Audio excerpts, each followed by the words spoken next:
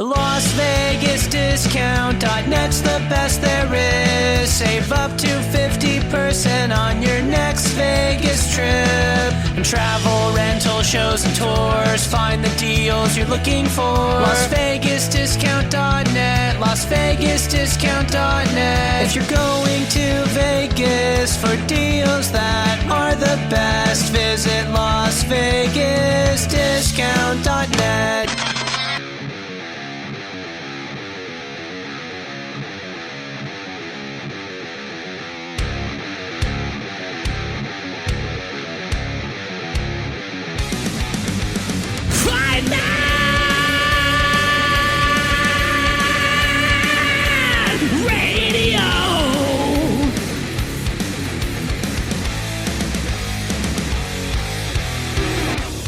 FightNetRadio.com with Andrew and Lee, talking boxing, combat, sports, comedy, football, and everything kick-ass. All on FightNetRadio.com. Fight Net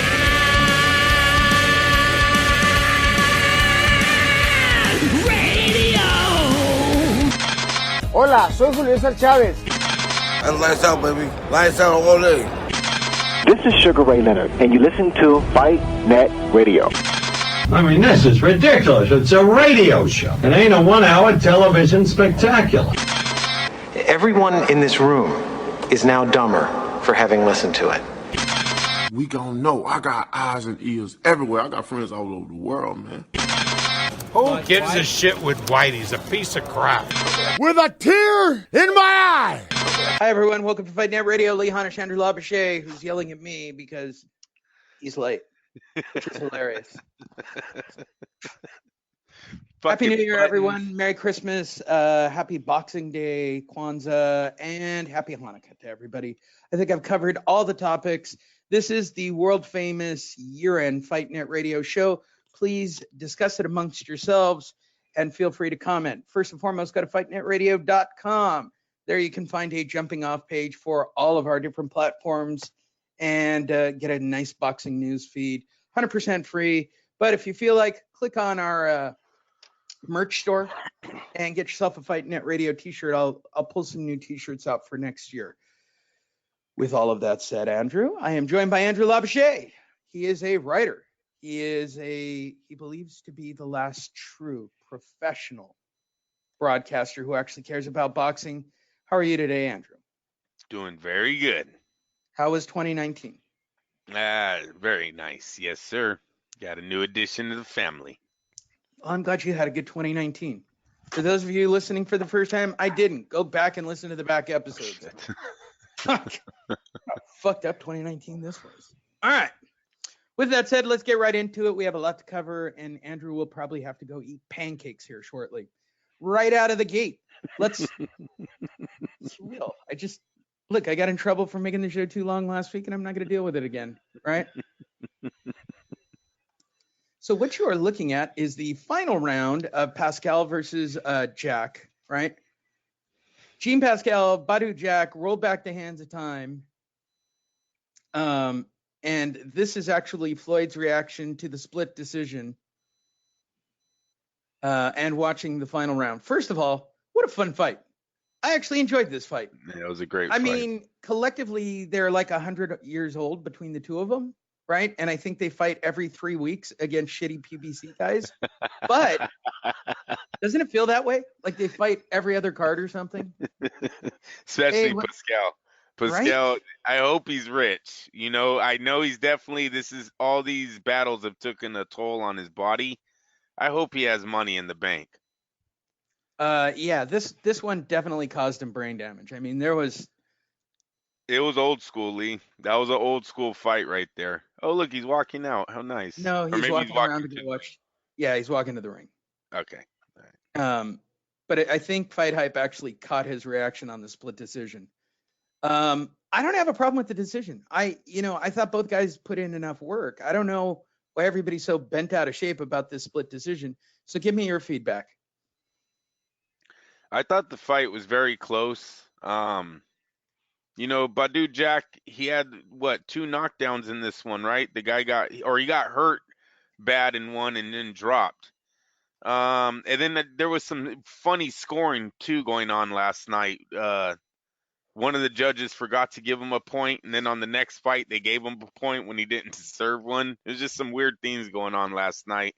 Listen, there was no winner last night. Both men are going to be remembered in all of the people that watched this fight. I say you bring this fight back on the undercard of Tyson Fury, Deontay Wilder, if possible. I know that's a pretty quick turnaround, but they might be up for it. There's going to be, a lot of people watching that night. The winner of that fight could get a huge fight down the road here. So it was just it was an exciting fight, Lee. Like you said, Pascal's really never been in a bad fight. But at this age, I didn't expect him to take that much punishment. Matter of fact, the co-main event and the main event, both underdog fighters showed up last night, where I just didn't expect him to take that much punishment. Another sad defeat for Badu Jack. He's always in these close fights and doesn't seem to get the nod, even being with Floyd Mayweather. Just seems like Mayweather doesn't have that pull for Badu Jack for some reason. I would agree with you, which takes us to our main event of the evening. Please feel free to react. Go to Facebook, click on it when you see today's show. We do run video if you're listening to the podcast or a broadcast. You can go to Facebook and watch the video of what we're looking at while we record the show. Which takes us to our main event. Seriously, well, wait a minute. Hold on. Yeah. He just got done beating Marcus Brown and Badu Jack, Lee. Yeah, right. You don't think he might get a May 5th date? If he doesn't have brain damage from this fight, Andrew? You mean if he's cares actually about medically I don't care about brain damage. Hey, fuck, Gamboa has been down 15 times. He was on the main event last night, so fuck that. Yeah, I'm talking. Right. Yeah, he's in line for one of the made up PBC titles, I'm sure. You don't think Saul Alvarez might come asking? Nope. He's got a title. Nope. He's been knocked out. You got to get over this cross promotion thing. Stop it, dude! He's fought everyone. Hello, I'm talking about Sean Pascal. I'm not talking about Badu Jack. Badu Jack lost. I'm talking about the winner that has 6 defeats, been knocked out, been dropped, has a title, and is very exciting. They can go to Canada and sell out Canada. You know that. Yes. The guy's fought in Sergey Kovalev twice, Bernard Hopkins twice, Carl Froch. You don't think Saul Alvarez might want a piece of Sean Pascal with his last 2 wins? I think it's a doable fight if he's staying at light heavyweight. Okay, but he's already dropped the light heavyweight title, right? So why does Canelo want to stay at light heavyweight? Why not to win another title? Who cares if he dropped it? He dropped the WBO. They fucking suck anyways. Okay. Right? Hey, am I lying though? Feel about the WBO? Hey, am I lying though? It's the WBO. No one cares about that. It's not like he's going to take their mandatory.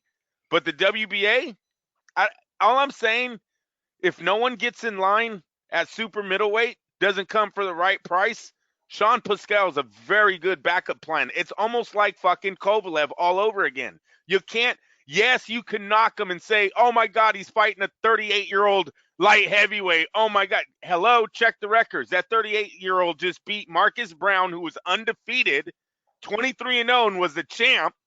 And then turns around and beats the guy that Brown beat for the fucking title in Badu Jack.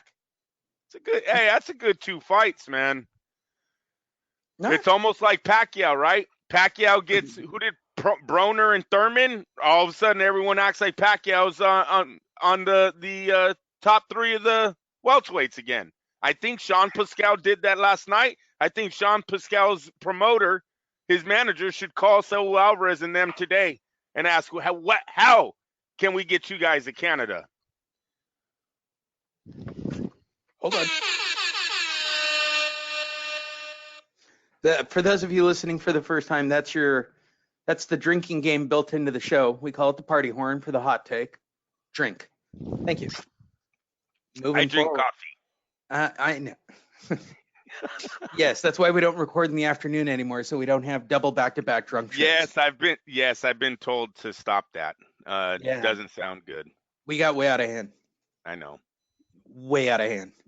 I scared I scared a female out of this place on those shows.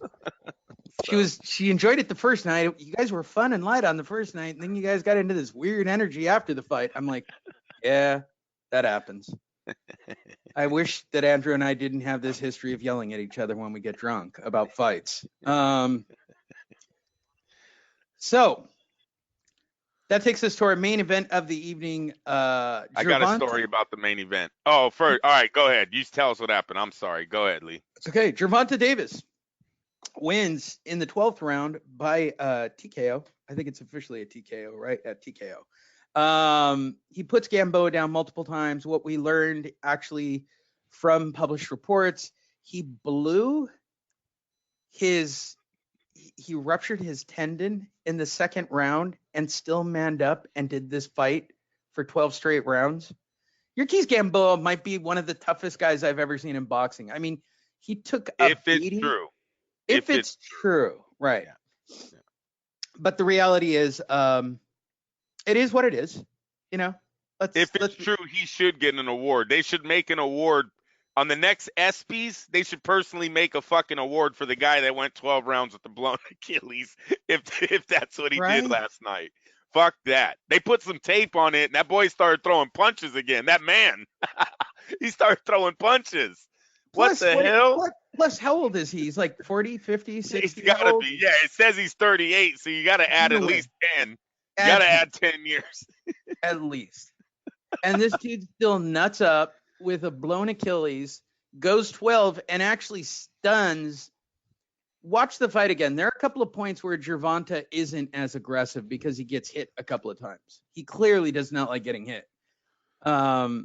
But he was overmatched. And he was clearly overmatched, Andrew.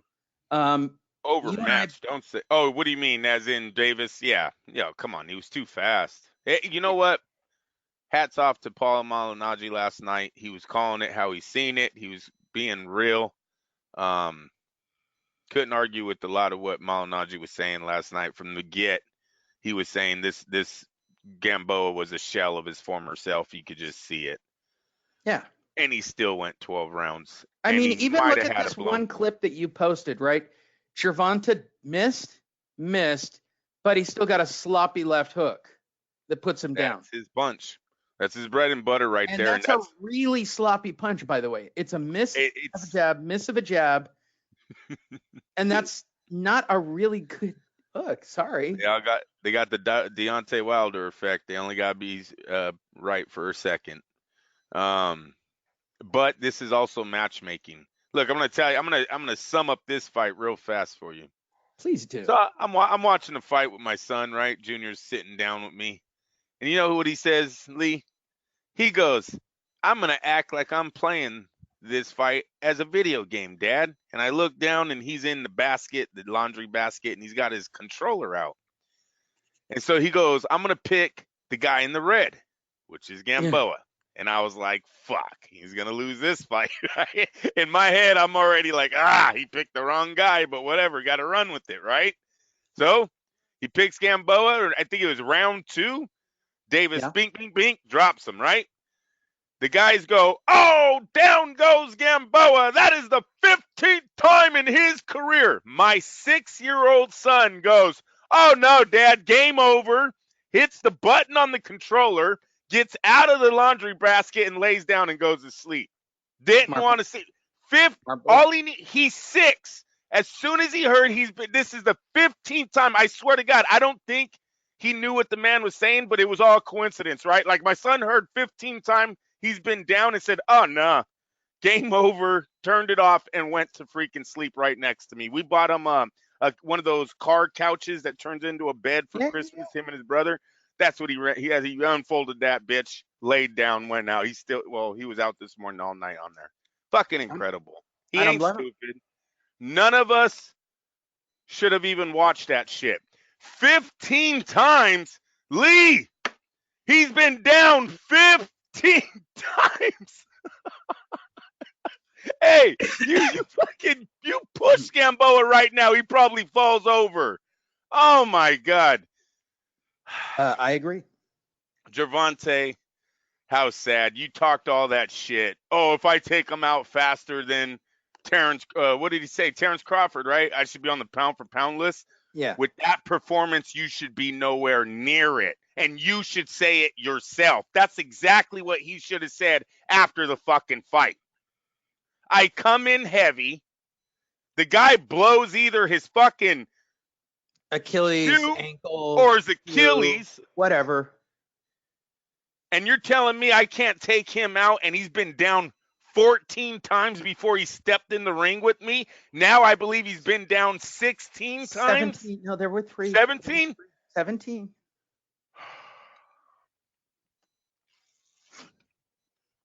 Yeah. Yeah. Yeah, stay away. I don't even know why they have him top 3. That's just, he's gonna get embarrassed. Look at Paul Malignaggi gave you guys some insight that I think you guys really need to pay attention to. And that's in round 9 when he said this young man is being credited with 15 punches, and look at how he's breathing. That is the shit that trainers are looking at when they're studying tape. How in the hell would Gervonta Davis ever get through the likes of a Miguel Burchell or a Lomachenko? These guys that break records throwing punches in bunches too. I agree. Which is why great insight. That is a great insight he gave us right there. You could take that to every fight and look at how much they're punching them around and how tired they are. He gave you guys one there. Did you enjoy your evening of fighting? Yeah, you know what? The Davis fight, it was sad.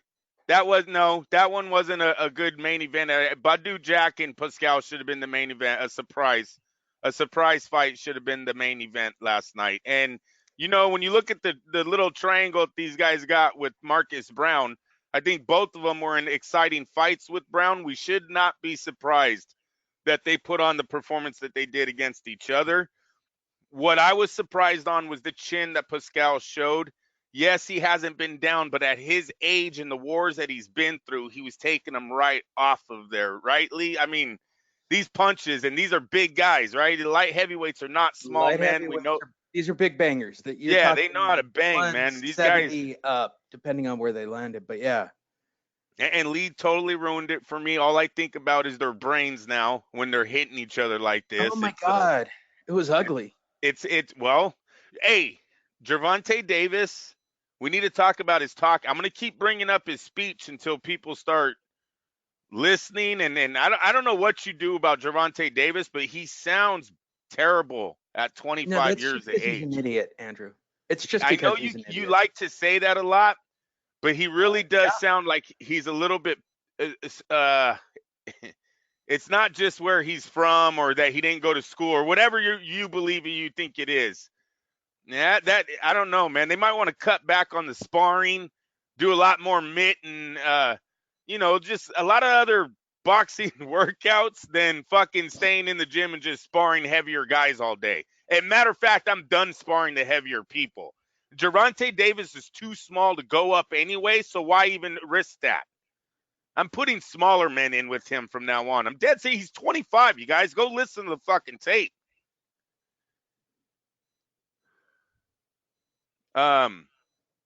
Yes. Right. I'm giving you room here. You were having a run. I didn't want to stop you. I know. I just bring that up a lot because it's sad. He reminds me a lot of Meldrick Taylor. He really does. And I'm not talking about his style. I'm talking about the way he talks. And he's only 25. Taylor, I don't want to see him. You put him in a war with a guy like Miguel Burchell, he ain't going to come out the same. I'm telling you that right now. No, he's not. Maybe Lomachenko outpoints him and stays on the outside. Not going to happen anyway, because Bob won't do it. Right now, Davis seems Teofimo Lopez. I don't even know if he wants to go in with him. That's a young star. They're both young fighters, but I don't know. Last night, Lee, another thing they should have told this kid to say after the fight, young man, he was real left heavy. Did you notice that? How many left hands he kept throwing last night? But it was to overcompensate for his press, right? So like his big deal was pressing and moving over the side shoulder with that jab and coming in and around. And he was, based from what I saw, it literally looked like he was getting away with just being sloppy and lazy. Like he was just jumping when he thought he had an opening. And because Yurkins is so old, right? He got away with murder.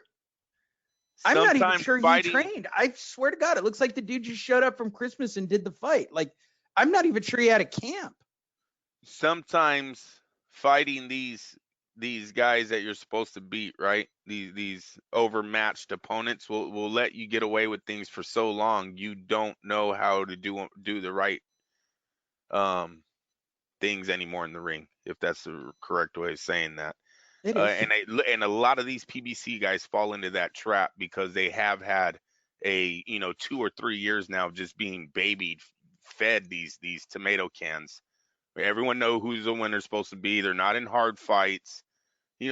Could you believe Gervonta Davis after that fight when they asked him? He is the world champ. He's undefeated. He's 25 fucking years old. And the guy goes, "Oh, I'm still young. Me and Lomachenko and he doesn't sound as good as me. Me and Lomachenko are just on different paths." Different paths? The fuck are you talking about? You both are world champions. What are you talking about? That's the elite, buddy. There is no higher than that belt. You either unify or you defend now. What are you talking about? He's ass deep in that Steven Espinosa calculator. He's ass deep in Mayweather. Mayweather.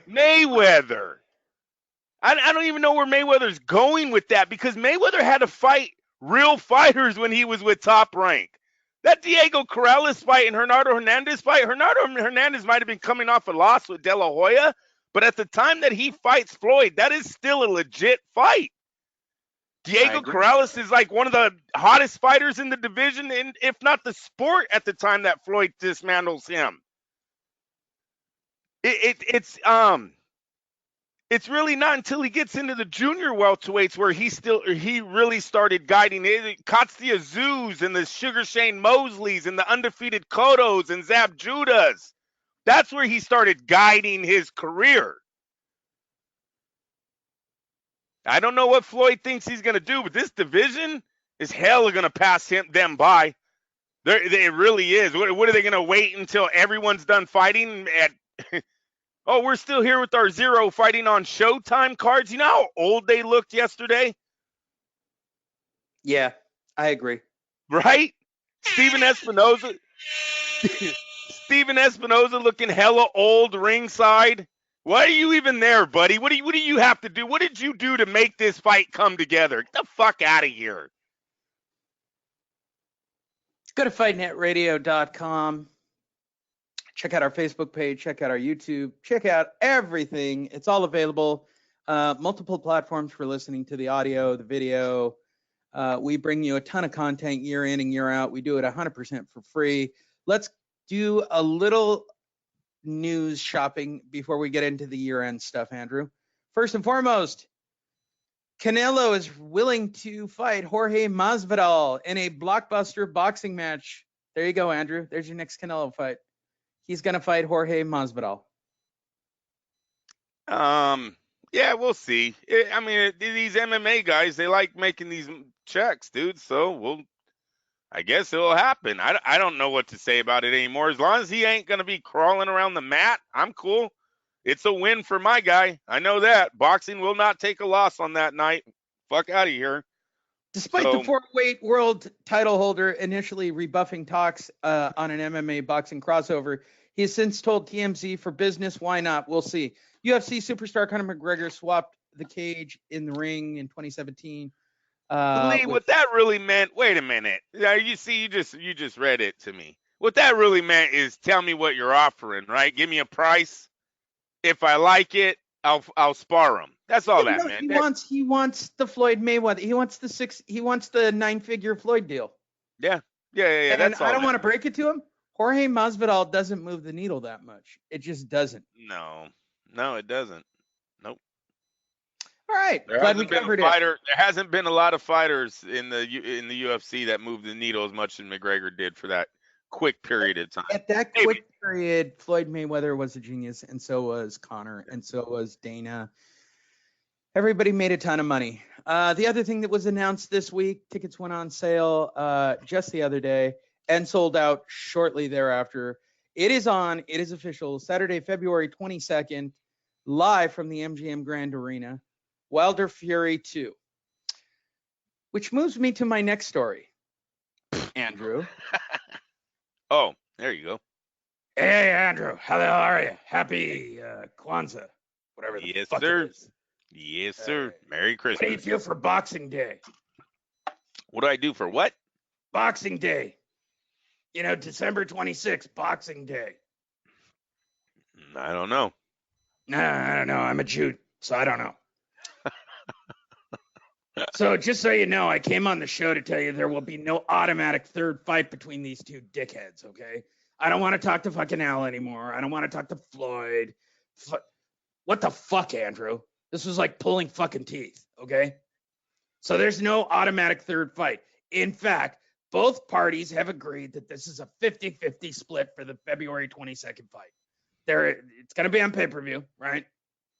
But the loser gets the short end of the purse in any third fight. So here's what I did, because I'm a fucking genius. Straight up, the deal is that the loser of the fight can ask for a third fight, and he only gets 40% of the purse. So if Wilder loses, and he will, he doesn't necessarily have to ask for a rematch. That is all. Happy New Year.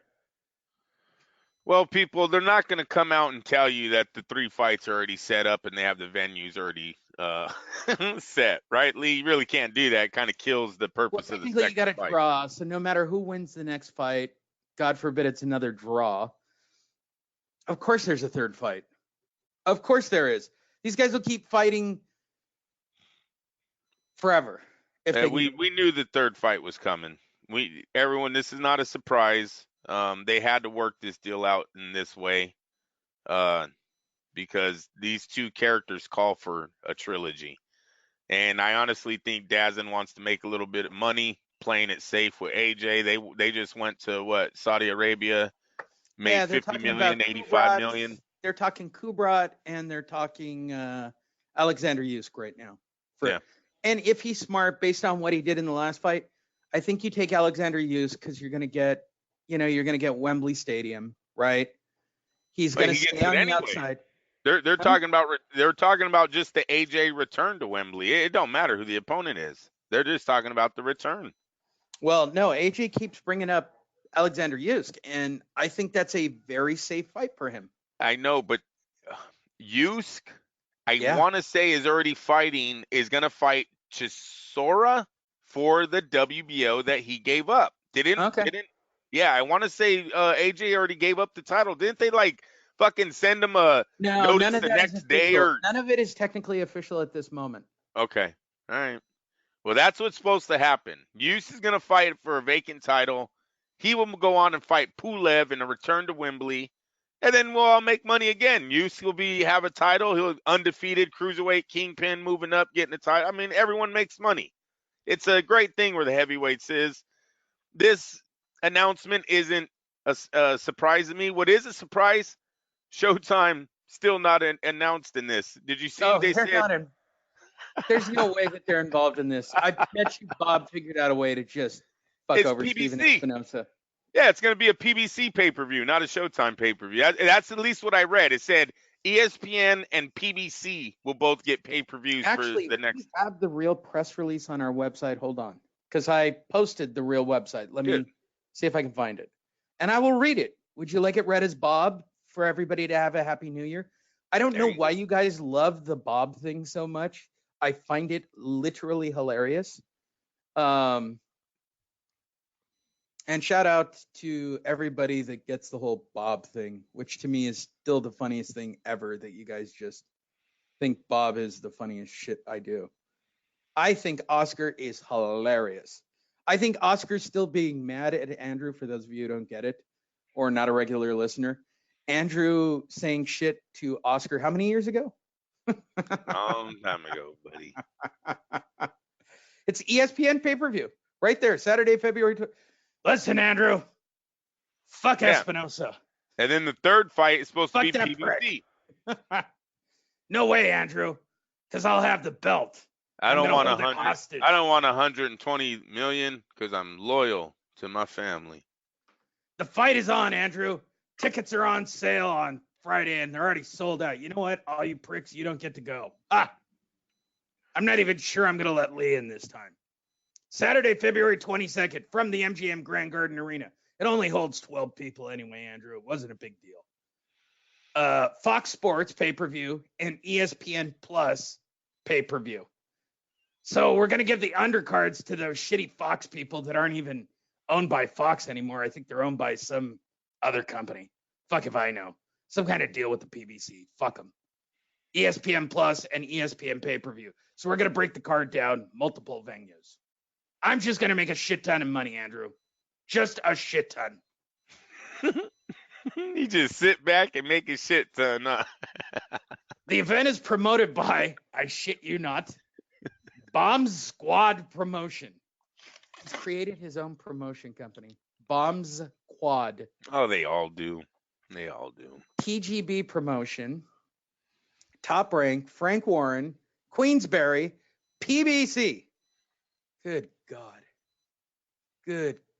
Great gobbledygooks, people. Great gobbledygooks. There you go, Andrew. We officially covered the biggest announcement of the week. Are you ready for the urine show? Are you prepared? Yeah. This always makes you upset. Well, I hope you got somewhat of a list, and you're not just going off the fly here. Let's start off with the first fight we're looking forward to, and we're joined on the phone by Hey. Oh, jeez. Did you see me at the fight last night? Yeah, yes, I did. Like my new dreads?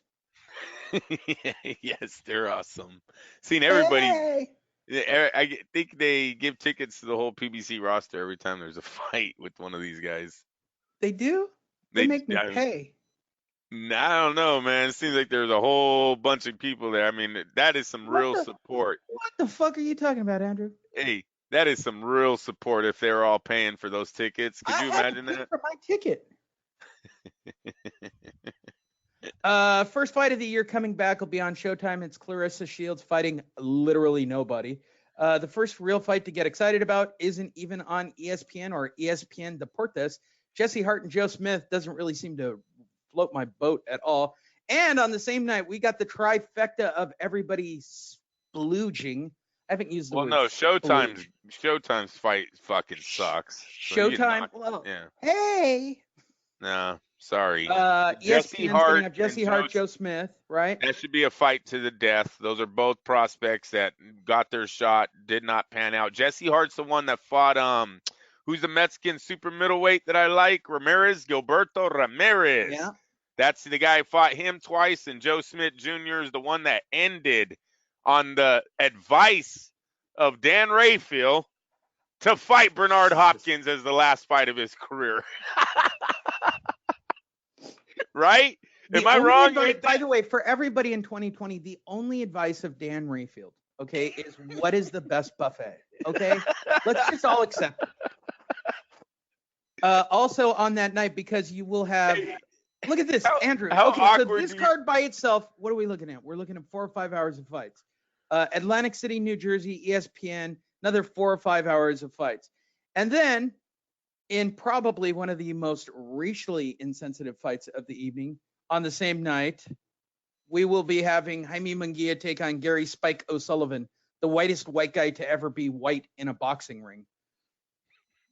Jaime's going to kill him. I don't know how this fight got made. I literally don't know how this fight got made. I'm actually fascinated with this. I don't know. The fight got made because Spike O'Sullivan, Dick in the Jar. Remember how we brighten those up for certain fighters? There's these guys that they have in these stables that, you know, they come around when you need them, and that's O'Sullivan right now. And Munguia needs someone. Munguia is he's stuck in a division that's owned by Al Heyman, and Al Heyman don't want to play with him, so he's Terrence Crawford of the junior middleweight division right now. Yeah, and Jaime's going to beat the shit out of him. Oh, and look he's going up to middleweights. There you go. My bad. Right. Moving up to middleweights because couldn't get a fight at junior middleweights. On the wrong side of the street. Sullivan, I'm sorry to tell you, you won't be making St. Patrick's Day to fight somebody and have a racially insensitive evening, because Jaime's going to kill you in the ring. This is literally the end of you, bro. Yeah, Jaime takes a lot of punches. It's one thing I don't like about the guy.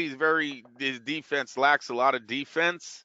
O'Sullivan, I don't know if he has that offense to overcome what Mangai puts out, though. So, yeah, I got to go with Mangai by a mid-round knockout, 6-7 round. This is literally a no-brainer. I'm just impressed with the fight that Spike O'Sullivan just doesn't understand his brand of being the only white fighter out there, really, who's literally that white. Like, he could just literally fight once a year on St. Patrick's Day, right?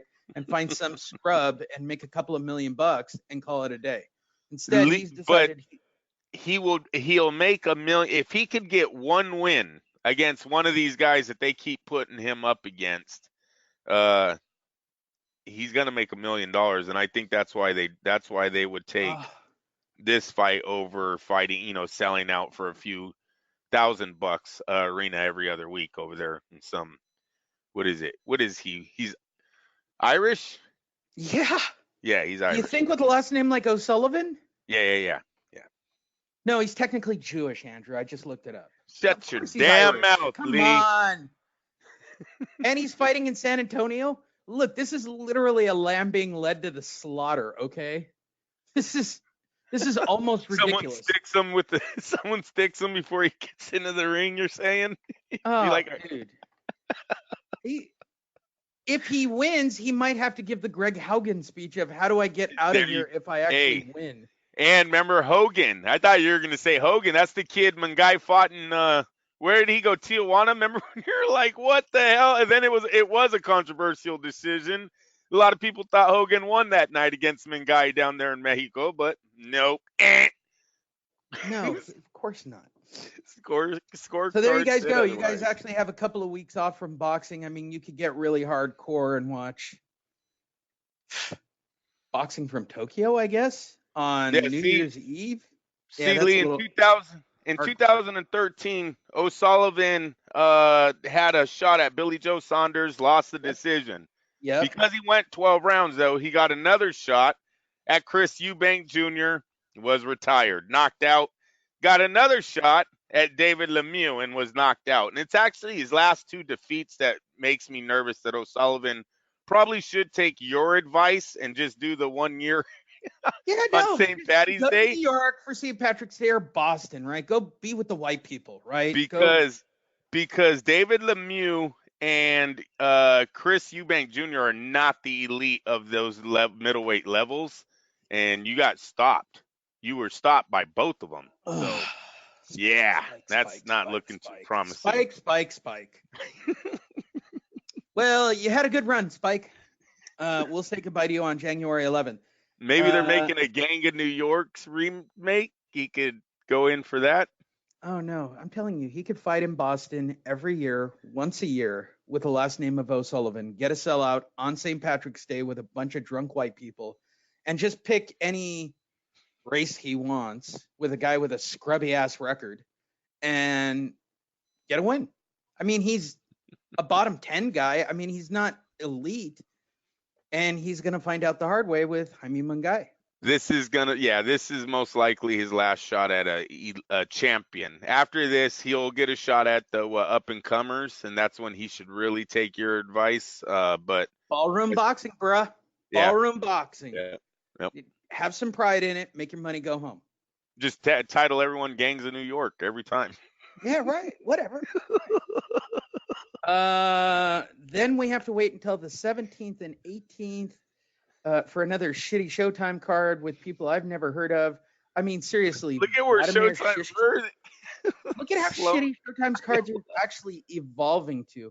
No, I know it's that's what I'm saying. Why the fuck is Steven Espinoza sitting there like he's some boss of some? Oh, I run the boxing division. Shut up. There is no boxing division. Get out of here. Go home. You could do these fights over the phone.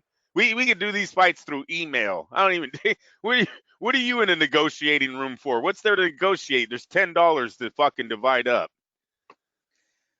We have to wait 3 weeks to see Eliter the Storm Alvarez, who should be in the same boat with Pascal and with, like, how old Holy is Alvarez? shit.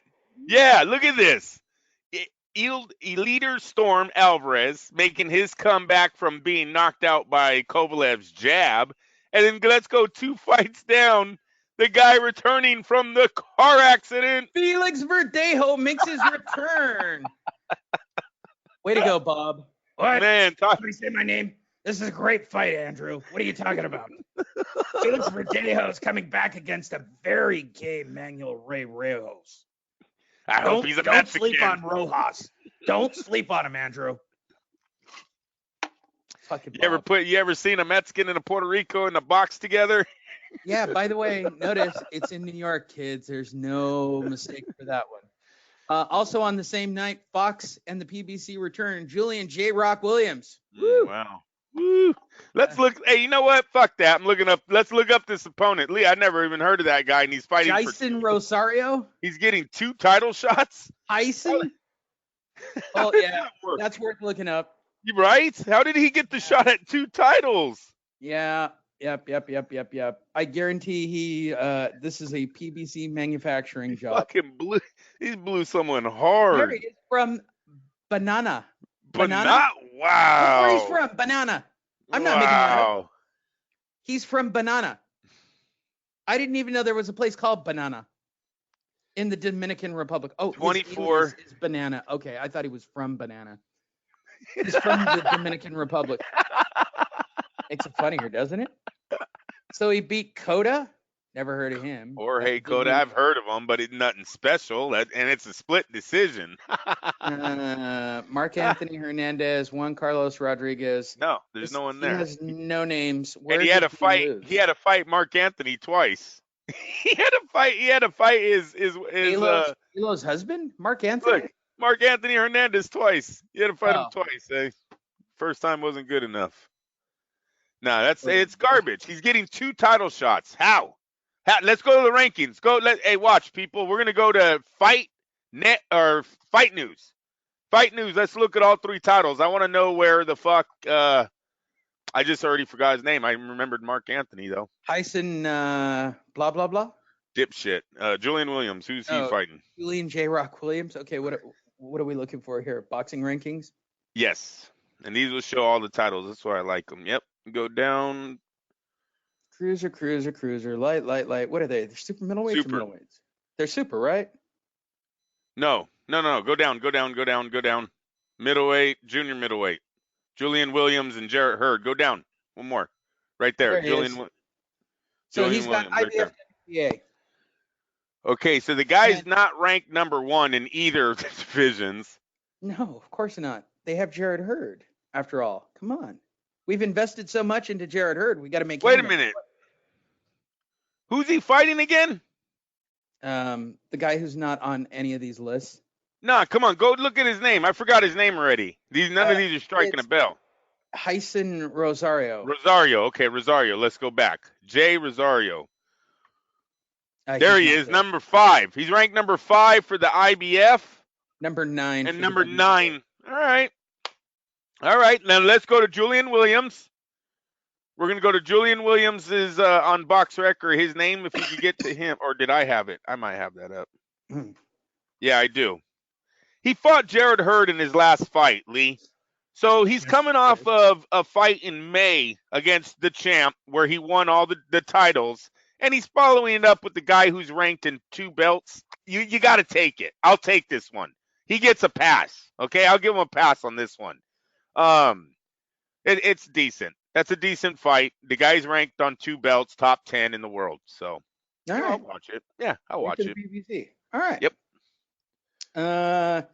How long do we have to wait for a real fight? Danny Garcia is fighting nobody at the end. Oh, I know. Yeah, that guy looks like he's from a trailer park, dude. Jared Have you Hurd is seen- fighting nobody on the same Look, card. yeah, see, he's coming back from a loss. You know how the PBC does it. It'll be about 3 of those guys and then a shot.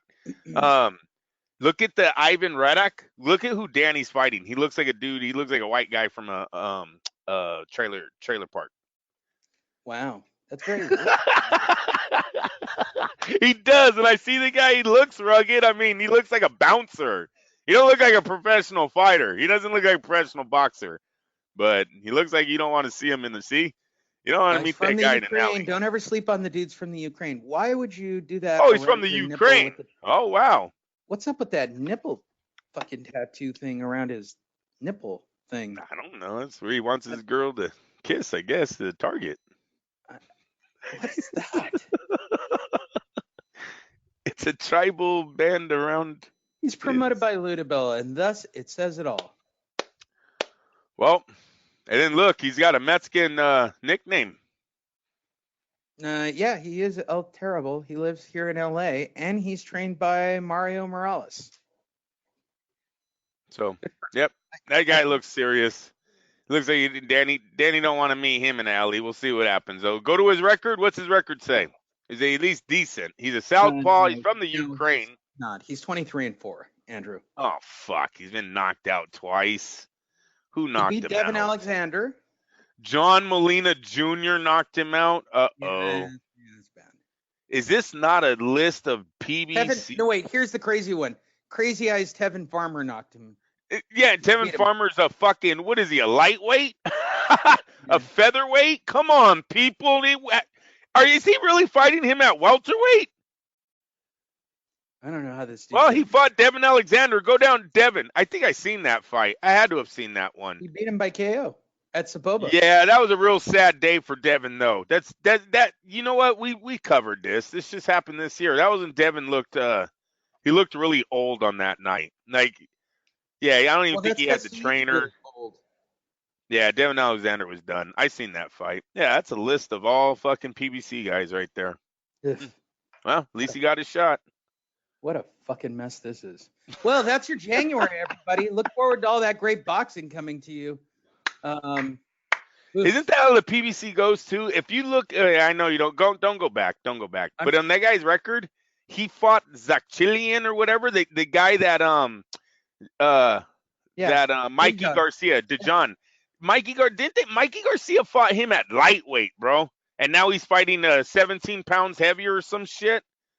Right? Isn't that the guy Mikey Garcia knocked out for the title? No, he has 2 knockouts. I'm telling you, I think that is Mikey Garcia. Bam. That's one of Garcia's title one of his title division champions right there he conquered. Who the fuck was that guy? Get out of here. All right. That was as fun. A lightweight. Now he's fighting 17 pounds heavier. Up next, the boxing's pound for pound for the top decade by Yahoo Sports, Andrew. This is the past decade. There is one name missing on this list, and I'm a little disappointed, but let's cover it. The best 10 years of boxing, Andrew, at number 1 is none other than Manny Mayweather himself by Yahoo Sports. Who wrote this? Who actually put the piece together? They're not going to say? I would assume it's people we know, but let's just go with it. Floyd Mayweather comes in first. Timing was the key for Mayweather. He timed out his fights. It was a very calculated thing for him, Andrew. But can you dispute that Floyd Mayweather is not the number 1 for the past decade? You better believe it. Not only is he number 1 in boxing, he was number 1 in all of sports, coming in as the richest athlete of this decade. Why are you jumping ahead in stories? Oh, I was just trying to give some news. I'm sorry. That's all right. I saw where you were going. I'm just going to kill the last story. That's all. Number 2, the man that Andrew and I argue is the greatest boxer possibly in the history of boxing, Andre Ward. All right, Andrew, take the floor. I got the party horn. Give me an Andre Ward moment. Well, no, seriously. If he's not the greatest, he doesn't get the respect that he should for everything that he's done. We talk so much about amateurs, you hardly ever hear them talk about Andre Ward being undefeated since the age of 14, which I believe was 1994. Never lost a fight ever, and went gold. So it's hard on that category not to give him decade. It really is, because he's done so much and he's been perfect, flawless through it all. Where Floyd hasn't. Floyd didn't win in the Olympics. He took bronze. He didn't take gold. But whatever, people. Andre Ward is up there. He doesn't pass Floyd as a professional because Floyd made a lot more noise than he did. He was a lot more known, made a lot more money. So I got to stick with Andre Ward at number 2. Got to say it one more time. Kessler, Abraham, Froch, and Chad Dawson. Chad Dawson undefeated when he beat some. The first, he was awesome. Listen, when you look at resume, Floyd can't touch this dude. And people are going to laugh at him. People might be turning off the radio right now because I just said that. But it's a fucking fact that on resume, Floyd Mayweather cannot touch Andre Ward. And there's not too many professional fighters that can on this resume. People, you got to look at the odds of when Andre fought some of these guys. They had him an underdog by like 4-1. 7-1. Like, he was not supposed to win that tournament. That tournament had Abraham, Kessler, Froch. These guys were elites, 40-0, 30-0. These guys were already champions for years. This kid came out of the Olympics and walked through everybody. Lee, we know it. It's only me and you that say it. I don't know how. I don't really listen to other shows. I don't know how many of us are preaching it. On resume, Vasily Lomachenko, Floyd Mayweather, Manny fucking Pacquiao, none of them touch Andre Ward on resume. I agree. And that's why we're voting for Andre Ward as the greatest fighter ever in Fight Net Radio history. Thank you. Number 3 is wrong. It is not Vasily Lomachenko. Yeah. He shouldn't even be considered the best fighter of the decade. I'm not even going to give him time. I'm going to give you the replacement that should go right here, who's not on the list, Andrew. A man who literally remained undefeated until the day he stepped into the ring with Anthony Joshua. How is Klitschko not on this fucking list? I already know the list. Klitschko didn't make this list. For the past decade, you're talking about a dude who was undefeated for forever. I know. It goes back to they didn't make enough noise, Lee, and Klitschko never became a star across the pond, and that hurts him big with the media over here. So, by the way, if you're all going, no, it's Vasily Lomachenko, fuck yourselves. He didn't even do enough in this decade. he just hasn't been around that long. What is he? He hasn't been around that much. Come on, man. Number 4, who should be higher, Saul Canelo Alvarez. This guy should be number 3. He's the biggest draw. He's the biggest name. He takes in what look like on paper insane fights, right? Yeah. No. He's a consistent superstar for the sport. This isn't a one-time fighter per year, right? He's promoted by an absolute dipshit. Yep. No, I think that's coming to an end here soon. But yeah, as of right now, yes. It's not me. I'm not predicting that. It just seems like that's what all the reports are starting to say, and that's just what the news is. Listen, Lee, the reason why he's not higher, the reason why he's not right under Floyd Mayweather is because of his drug scandal, and I think the fact that he lost to Floyd Mayweather. There's a lot of these casual ass fans, dude, they're never going to get over that defeat.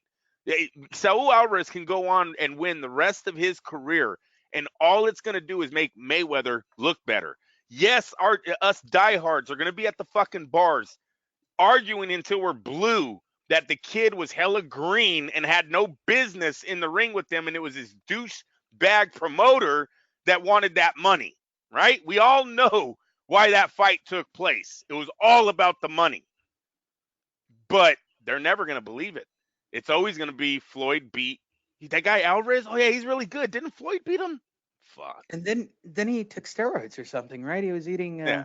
So he's not the best of this decade. He's not. I don't know. The multi-weight division thing really moves him up high on for me. I believe for the next one, it could possibly be so. For the next 10. I'm dead serious. It has to be. What is he? He's 26, 27? It could be for the next 10, bro. Yeah, he could be that guy for the 20s. He could easily. Number 5, Terrence Crawford. I'm going to find this one hard to argue. I'd probably put him lower, honestly, Andrew. But, yeah, Terrence Crawford has got all kinds of gifts. There's just nobody for him to fight. I mean, let's just be realistic. The dude is straight up scary gifted. He's gifted. I agree with everything you just said. He's gifted. He deserves to be lower. The things that he's done are starting to become in the distance, right? They're getting away. This like right here, previously undefeated Julius Ndongo. That dude's not even in boxing anymore. Right. Like Jeff Warren, he did this. He did that. Okay, everybody calm down, all right? He's Ricky Burns, he's at the end of the run, and he's not making. This is a guy who should have been making 20, 30, 40 million dollars a fight. He's that gifted, and he can't because the PBC just literally has a stranglehold on all the belts. People need to understand. Terrence Crawford should have probably already fought in Mikey Garcia. That fight never took place because Mikey didn't want it and left. And those are two undefeated lightweight powerhouses that could have taken place there. Terrence Crawford should have fought in Manny Pacquiao. Manny Pacquiao didn't want it. So we got to remember that about Terrence, but it's a must that Bob Arum does something for this guy's career here. And, I don't like the reports of the no Sean Porter. I don't know if I'm jumping again. But now they're saying Crawford said no to Porter. I have no idea why. I really don't. So hopefully we get an answer to why he doesn't want Sean Porter when there is really nobody out there, Lee, for him to fight right now. So yeah, Bob just needs to do something for Crawford soon because it is becoming a long time waiting here. He's at the very end of his run. We've only got a few more years left with him. I don't get this one. Nobody can explain it to me. There's nothing you guys can say that will help me understand Is this. HBO still in boxing? What the fuck? Right?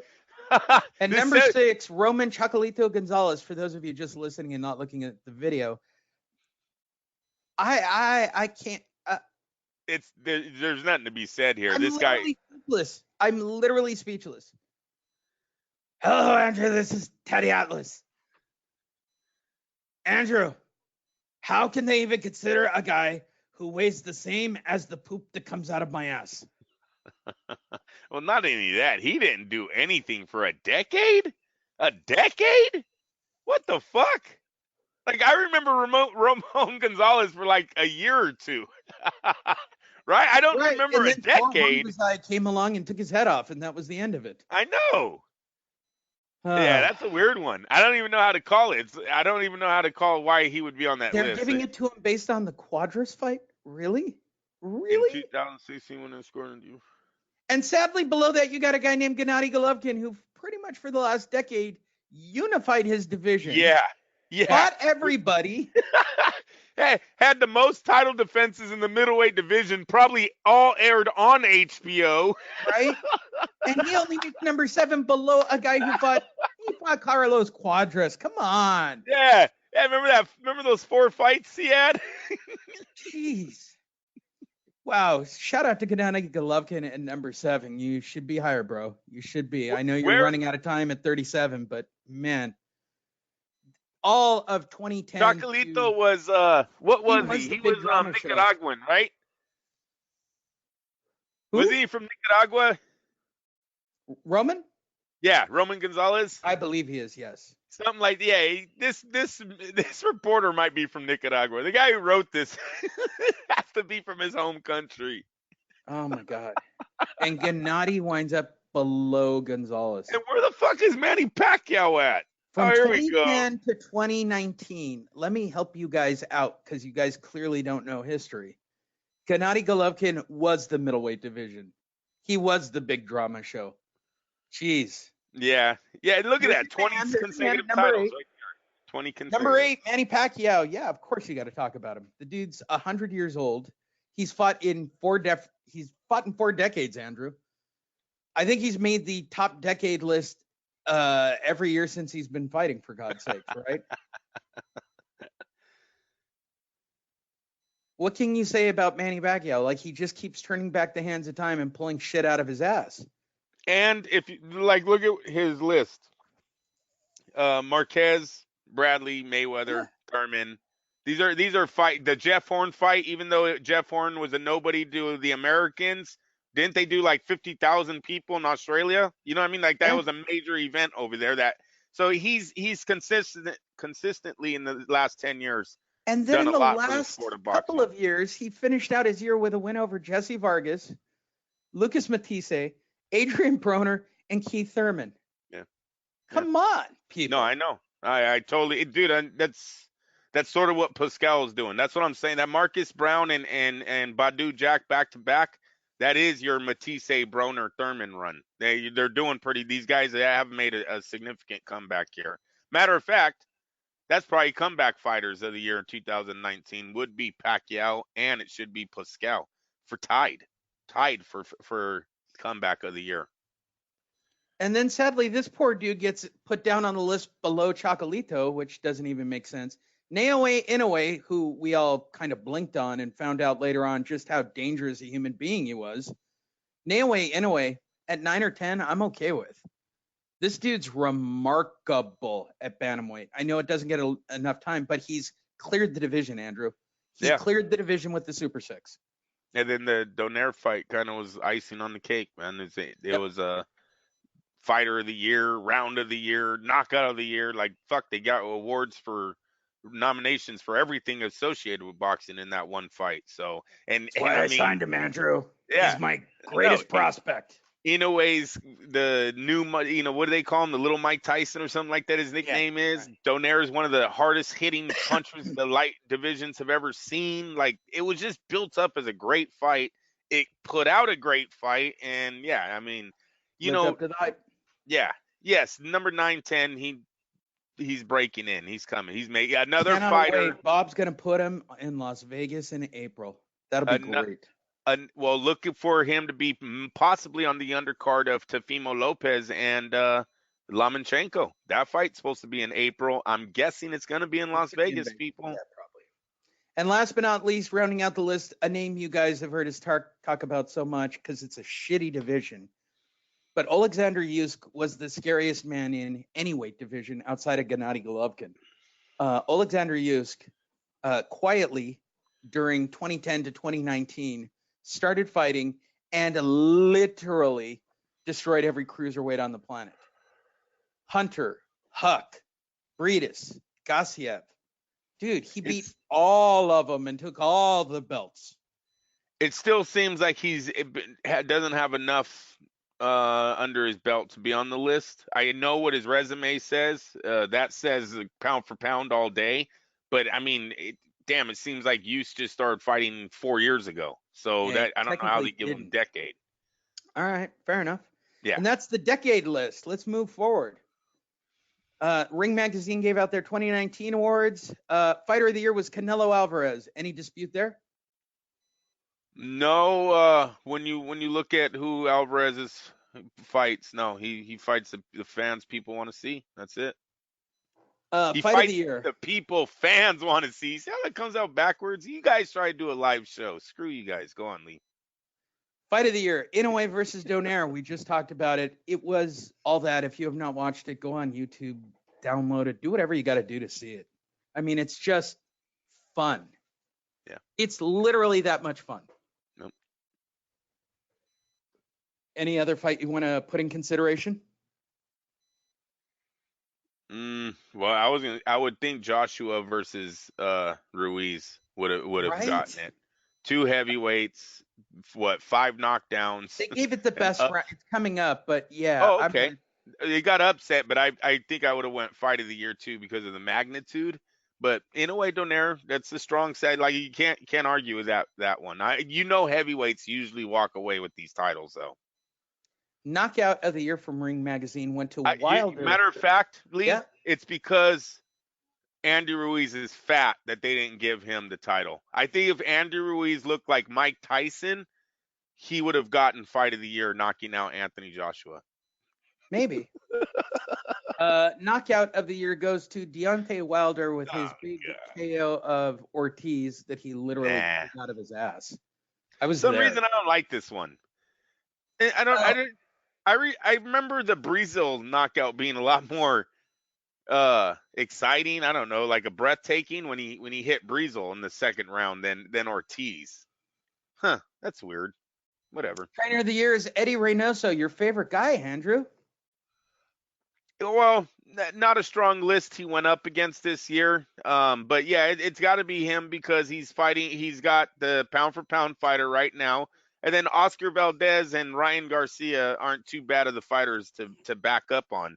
The guys he was going up against was the trainer for AJ, Rob McCracken, Shane McGowan, Josh Taylor, or McLaughlin, yeah, however you say it. Josh Taylor's trainer, and then Bomac, Terrence Crawford. So there wasn't a lot of, not a lot of like you get a Robert Garcia, right, who has multiple fighters. It was real weird that there was no other trainers that have, a Freddie Roach in there, someone who's training multiple guys, not just these one-hit wonders. Even Steven Edwards, I seen on the list, he trained Julian Williams. What the fuck? He didn't train anyone else. Right. I don't know. It just seems kind of weird. So Eddie Reynoso walks away with this thing easily because he has 3 elite fighters right now. That kind of works for your favor. Upset of the year, no surprise here. Upset of the year, of course, is going to be Ruiz Jr. TKO, 7th round of Joshua. Oh, I see what happened. Oh, look at Lee. They didn't want to do a sweep. My bad. And he literally gets a whole lot here, right? Yeah. Yes. Because round of the year is, of course, round 3, Joshua Ruiz, that's a good round of boxing, Andrew. Yeah. I mean, it's literally up there with Bo Holyfield. It's up there with, it just reckons to all those, good word.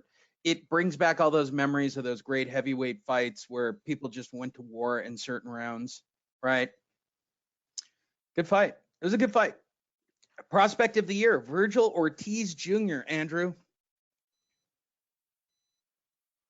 Of course, 15-0-15. The guy's he's De La Hoya's guy. It's Ring Magazine, so that even bumps him up a little right there. But he is a great prospect, and we really haven't been getting these wrong lately. I think Lomachenko was one. I think Teofimo Lopez. We've had some pretty good prospects of the year lately that have developed into nice fighters. So Ortiz is on a very good list right now. I agree. And event of the year, Lee Joshua 2, not 1, 2, where they literally built a stadium in the middle of a desert on the other side of the planet. I mean, this is borderline Rumble in the Jungle craziness that they pulled off. So the one they're missing is, we haven't voted on this. Who are you giving promoter of the year to? And it's close. There are only 2 names in contention in my mind. I got to stick with the heavyweight. He made the most money, I believe. Right? Yeah. Right? I don't want to say it because we said it last year, too. By the way, check it out in the archives. How long have we been on Eddie Hearn's jaw calling him, he's the future? Like, the fucking guy gets it. I know everybody doesn't like his working with the YouTube stars and doing all the crazy shit or trying to make MMA fights or any of that stuff, but Eddie Hearn makes money, okay? The dude just makes money, and he's young, and he's hungry, and he just does. ESPN has an argument for it, but when you got Canelo and a fighter that makes money like AJ, I can't call Anthony Joshua the best heavyweight in the world, but he makes the most money. He is the superstar of the heavyweight division in that regards. I think him and Tyson Fury.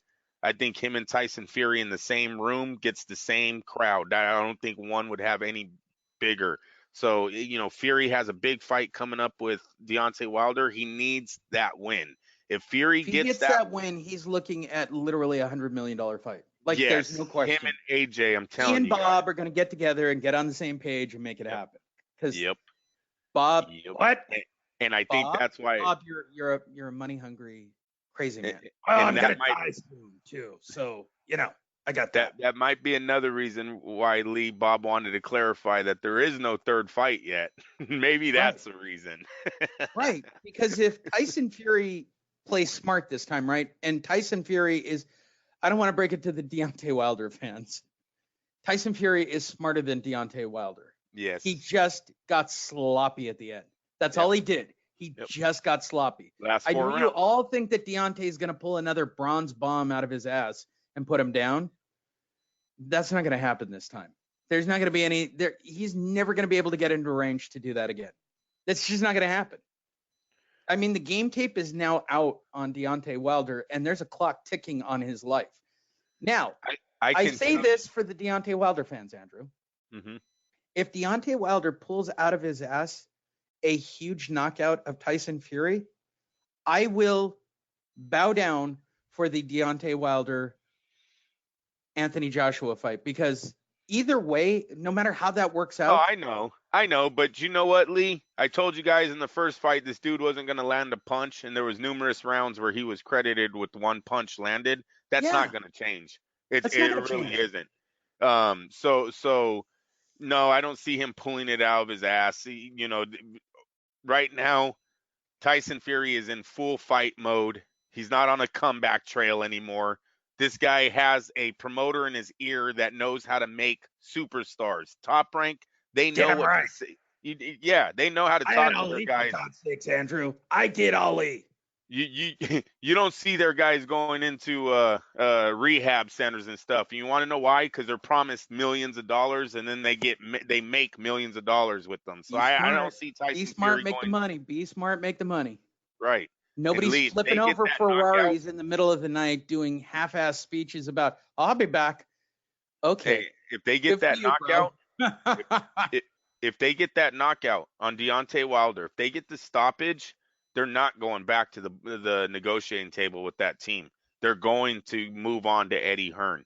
Deontay Wilder needs to go 12 rounds on the rematch. I'm dead serious. He needs, at the very least, you got to last 12 rounds so you can try to get the third fight. Because if you get stopped, Fury's going to grab that microphone and say, Dossers? All you Dossers know I beat him last time. I beat him 10 rounds out of 12 last time. I just knocked him out tonight. AJ, where are you? That's it. Yep. AJ, where are you? Yeah, that sounds like very good. Oh, my God. Is Tyson Fury going to be the 2020 character of the year? Please vote. And Andrew talked about this. They did the highest paid athletes for the decade. At number 10 is Lewis Hamilton. Never heard of him. Who's Lewis Hamilton? Shouldn't I know who he is for a guy who made $400 million, for God's sakes? Kevin Durant. That's a baseball player. Is it? Yes, I believe that's a baseball player. You could look that up, but I think Hamilton. Kevin Durant made $425 million. Yeah, of course he did. Manny Pacquiao is number 8, Andrew. $435 million over the past decade. That's a staggering amount of money for Manny Pacquiao. And he's been making what? In the hundreds of millions for how long? How long has he been doing it? For a fighter that came from the Philippines with losses, remember this guy had 3 losses. He had 3 or 4, and like 2 of them by knockout when he starts his run. And now he has $435 million. Number 7, Phil Mickelson. I'll take this shot. Give it to me, Freddie. Yeah, no shit, right. I'm just playing. Number 7, Phil Mickelson, $480 million. Tiger Woods at number 6, 615. Roger Federer, a tennis player, $640 million. Good God, tennis has been very, very good to you, Roger. LeBron James is $680. Lionel Messi, I'm going to guess soccer player. I know the top 2. Lionel Messi and Cristiano. And cocaine. Oh, really? Yeah, Messi's his face was used. They're trying to ship cocaine in, and it was like in bars of soap of Messi's face or some shit. I don't know. Look it up. Nice. Google it. And Cristiano Ronaldo, soccer player, $800 million, I believe. Hey, I got a story on coke, and now that I said it, just flashed back. So we're playing Monopoly yesterday, dude. Right? Yeah. International Monopoly. Yes. And Junior lands on Paris. And Yeah. I was like, I go, you want to buy it? And he goes, yeah, I want to buy it. Paris? I got some Coke. I was like, Wow. what the fuck? Me and Christina looked at each other. He had his aunt had bought him some soda Coke the day before, and he just said it at the same, for whatever reason, he said it at the same time. Me and Christina were dying. Even Isa started laughing. I kind of looked at her like, what are you laughing about? Daughter's only 15 bucks. She laughing on that joke for Lee.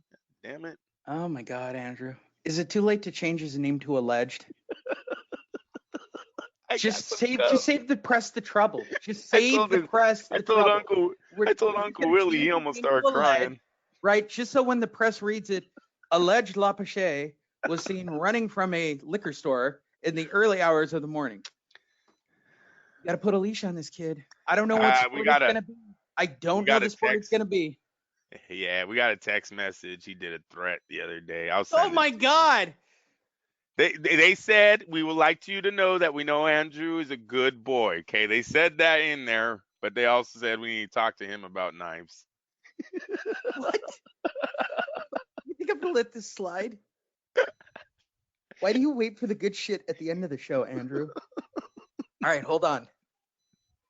For those of you who don't know the history of Junior during class made a gun out of a bar of soap.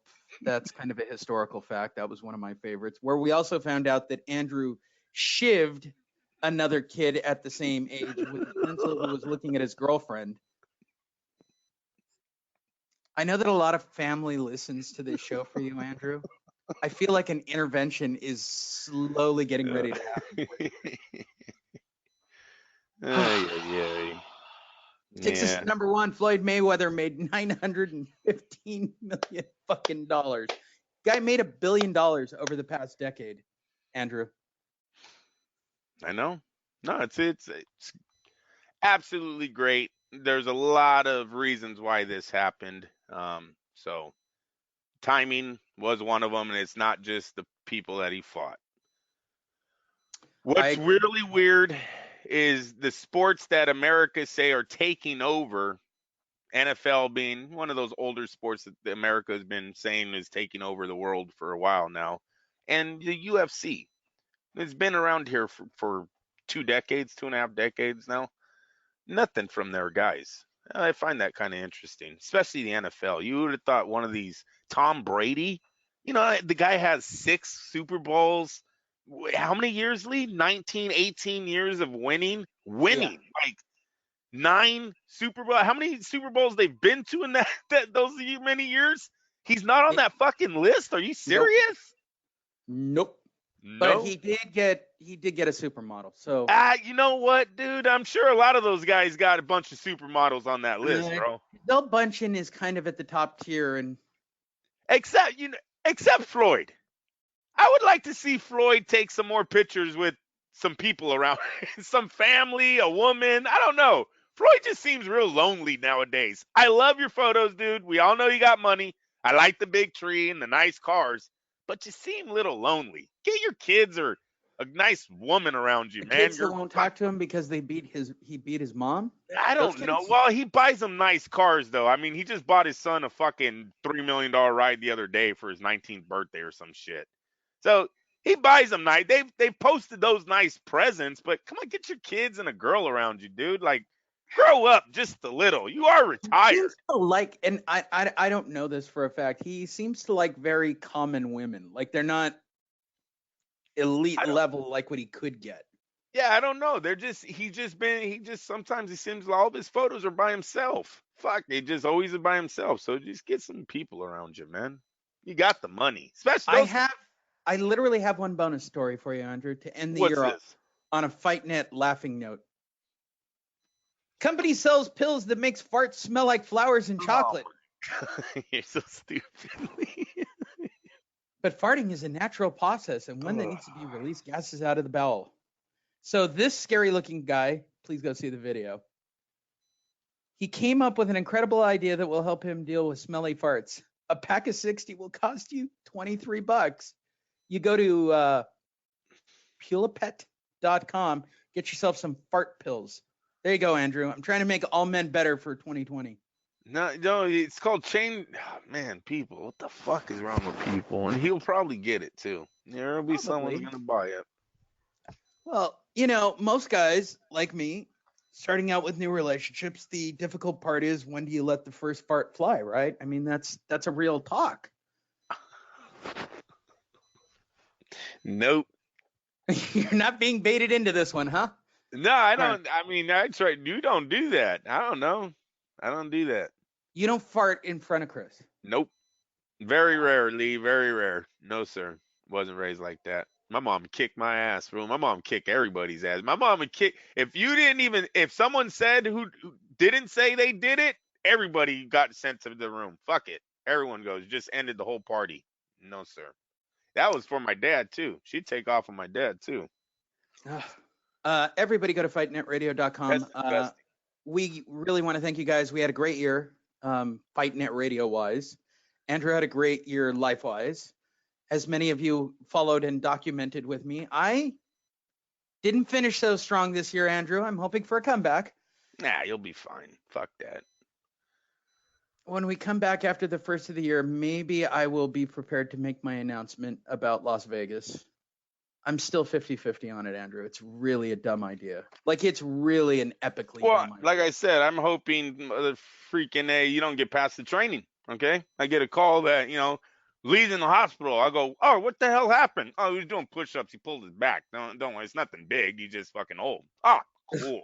He's out. So the debate, just so you guys know, I have been offered to fight at Tough Enough again in March. And I have a trainer lined up. I would do an actual real 6-week camp, Andrew. And because Andrew and I have talked about it, he doesn't want to do anything crazy that might actually kill me. He's going to go Rocky style. He's like, blunt force trauma. I'm like, really, Eddie? You think this is a Rocky movie? He goes, yeah, I do. He goes, I'm not going to get you to run. He goes, I know what I'm going to be able to get you to do. He goes, so we're just going to be a devastating force to reckon with. I said, yeah, there's podcasts and documentaries. Are you MMAing this? What is this? Yeah, of course. Okay, so you just fucking jiu-jitsu it out, dude. You grab, you hold, you fucking hold, Lee. Hold until that bell rings. Until the end. Just hold on. Go towards the light, Lee. Go towards the light. Oh, no. There is it a real fighter? Are you fighting a real? If it happens. Yeah, real fighter. Real fighter. He'd have to have a real record. He might be like 20-something is what you're saying. Oh, no, he will be in his 20s. Oh, my I've already talked to the owners. I'm putting They will not give me. No. Would you be mad if I bet against you on the line? Well, the owner of the company was kind enough to tell me that there was no fucking, the exact words, there's no fucking way I'm going to let you fight the champion because he'd kill you. Yeah, I hope. No, the actual champion at 185 right now is legit going to the UFC. He's no shit, Sherlock. You shouldn't be fighting the champ. I'm telling you, that's worse than Suleiman if you guys pull that one off, dude. But I totally want to walk you into the ring if you're fighting for the belt. Of course, right? Come on. I am in charge of some of the most epic car crashes in boxing and MMA history. Why not? That's just me. So there's a little tease for next year. We hope you guys enjoyed the year-end show. Anything you'd like to end with, Andrew? Been good. Another year down. 2006, we started this. So. And, all right, I'm going to do this for a bonus for all of you hardcore. Andrew, if your team wins today and like 16 other teams lose, you get to go to the playoffs. Hey, this is all I ask. You know what? I feel like I'm 12 again. This is what I used to tell you guys about my growing up in my childhood. This is what all the last weeks of the NFL seemed like for me. And we never got in. One of the last, what do we need? Like 5 things to happen. It'll probably be. I saw the list. It's not healthy. Yeah, it's probably, but watch, Lee. Like everything will go into play until the last game. They'll lose, right? Hey, no, yeah.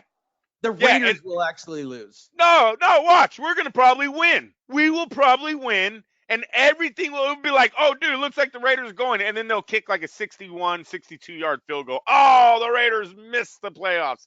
Fuck you guys. But you know what? I'm happy because we haven't seen a lot. My nephews, that are all like 22 and lower, they haven't seen a lot of playoff even situations in their life. So I'm glad for them on this morning that they even get to wake up and see these scenarios. Fuck. It's better than 4-12, Lee, and you're already packed up to go home. Yeah, I'm with you. By the way, there are no scenarios for either of my teams today, Andrew, which is why I'm just taking a week off till the playoffs start. And then I am really shocked on the Rams. Not on the Chargers. You know, Chargers, they've had issues for years. No, well, today's a great day for me. I've already started drinking on this topic. Today will be the day Anthony Lynn gets fired. So I'm very excited about that. Yeah. And There's then no way he's surviving this year with that much talent. Yep. Nope. That is the end. I hear you, but the Rams, I mean, the Chargers have done this before. This is not just the coach. I don't know what it is about the Chargers, but they've had great talent and been underachievers many times. Yeah, I agree. Yeah. And Anthony Lynn will probably go somewhere and win a Super Bowl. What a shocker that's going to be. And then we're going to go, oh, then it's the GM. No, the GM's the one who's getting you all the talent. So it just means it's the ownership and it's the environment of the club, which is what it truly is. The fucking team is just cursed. Right. Like, it's just fucking cursed. And sometimes people, I know you don't want to hear this. But this is a business before a sport, and the Chargers just have really never been good business-wise. And I'm going to also throw in a good example is the Saints. The Saints, they got burned in one of the ugliest plays we've seen last year to get them out of the Super Bowl and get the Rams in it. There was a good example of why that might have happened a few weeks ago when the Santa Clara Niners went into the New Orleans and played them at, what were they, both 10-2 or 9-2? Both teams, Lee, were going to the playoffs. The Saints literally sold all their tickets. It was a Niners stadium in a playoff game. Yeah. Bullshit. The NFL don't need you guys. The Saints, you're out. The Chargers need to fix that. The Chargers need a fan base that makes noise so the NFL goes, hey, we actually want to make these people happy. If you don't have a fan base, very hard for you to get a ring in this sports world. Go ask the A's with their Moneyball bullshit. I completely agree. And the Chargers just seem to be content playing Moneyball from here on out, I guess. I don't. Yeah. Dude, people are, oh, man, why don't, and I'm now skipping of baseball, but I'm just telling you guys, do you really think the baseball ownerships, the Major League Baseball wants a team that puts $70 million into their team beat a team that puts $400 fucking million into the sport? Get out of here. You're going to get a strike every fucking time. Here's what needs to happen for you today, Andrew. Texans beat the Titans. Oh. That's doable. Ravens beat the Steelers. That's the scary one. Very doable. No, but wait a minute, Lee. Ingram and Jackson are out. Well, then you're screwed. Yeah. Colts beat the Jaguar. Very doable. Doable. And you guys got to handle your scandal with the Broncos. I'm nervous on the Ravens Steelers because the Steelers are playing for playoffs and the Ravens are thinking about their bye. So that's the game I'm scared of, darn it. Yeah, having the number one seed kind of allows you to have that luxury. Yeah. Yes. There you go. And that'll do it for this year's show. This decade class show. All of the above.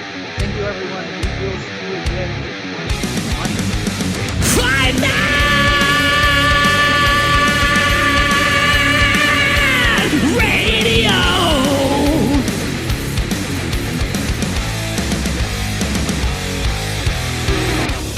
FightNetRadio.com with Andrew and Lee.